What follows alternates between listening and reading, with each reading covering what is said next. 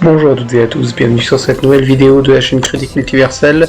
Et aujourd'hui, nous partons sur de l'actualité avec le film The Altonites, drame policier biographique américain, réalisé par Barry Levinson, qui essaye de faire ce projet depuis les années 70. Barry Levinson, c'est le réalisateur par exemple de Rain Man. Le réalisateur l'a proposé à plusieurs gros studios qui l'ont successivement refusé, et c'est finalement chez la Warner que le projet est tombé. Et dans l'équipe, il y avait deux connaissances du producteur David Zaslav, à savoir le producteur et le scénariste du Casino et des Affranchis, ce qui avantageait du coup le développement du film, qui a sûrement poussé à quelques licenciements et annulations de projets comme peut-être Coyote vs Acme, et je trouve cela très dommage, d'autant que ce projet a moins de potentiel de faire du chiffre qu'un Coyote vs Acme, mais bon, faut pas chercher à comprendre.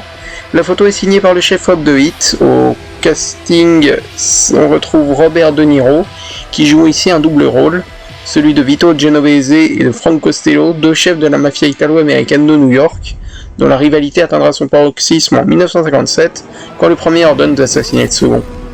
Et si Altonites est intéressant, c'est malheureusement un film oubliable. Alors certes, il y a un vrai travail de costume, un travail de décor pour retranscrire cette époque, et l'histoire que veut nous conter Levinson est intéressante. Dans l'ensemble, c'est un bon film qui est porté par la très bonne double performance de son comédien principal, qui montre qu'il n'a vraiment plus rien à prouver, jouant sur deux personnalités très distinctes et de facto sur deux jeux totalement différents. Mais hormis la scène finale et la scène d'introduction qui sont très bien faites, le film est un peu lent à mon goût, et un peu long.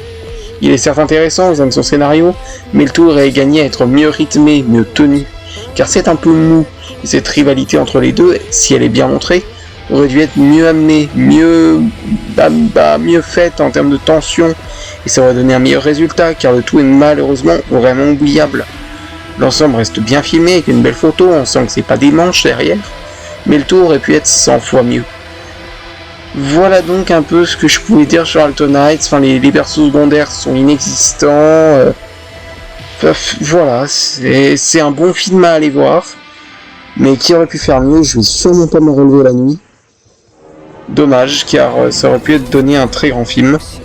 C'est la fin de cette critique, merci du visionnage, et à bientôt sur Critique Multiverselle.